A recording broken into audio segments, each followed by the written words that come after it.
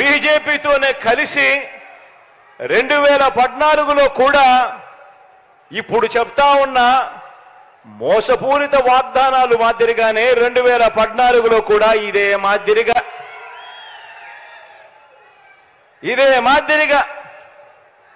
2014లో కూడా ఎన్నికలప్పుడు ఇదే ముగ్గురు ఒకటయ్యారు. ఇదే ముగ్గురు ఒకే స్టేజ్ మీద కూర్చున్నారు. ఇదే ముగ్గురు ఒక కూటమిగా ఏర్పడ్డారు.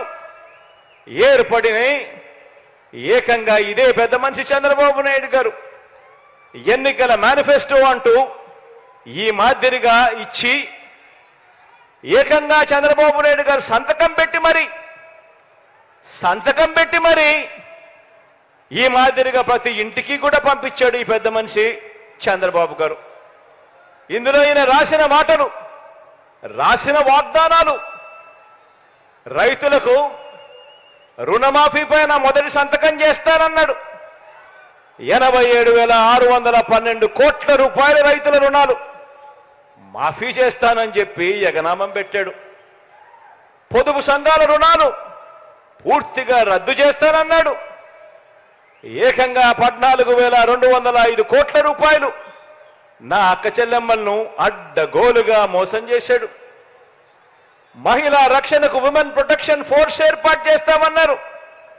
మహిళా రక్షణకు ఉమెన్ ప్రొటెక్షన్ ఫోర్స్ కథ దేవుడెరుగు. విజయవాడ నగరంలో ఏకంగా కాల్ మనీ సెక్స్ రాకెట్ నడిపించారు. ఆడబిడ్డ పుట్టిన వెంటనే మహాలక్ష్మి పథకం కింద 25,000 రూపాయలు ప్రతి అక్క చెల్లెమ్మ కుటుంబ ఖాతాల్లోకి వేస్తాను. ఆడపాప పుట్టిన వెంటనే అని చెప్పి వారి బ్యాంక్ అకౌంట్లో డిపాజిట్ చేస్తాను అని. Please subscribe .news.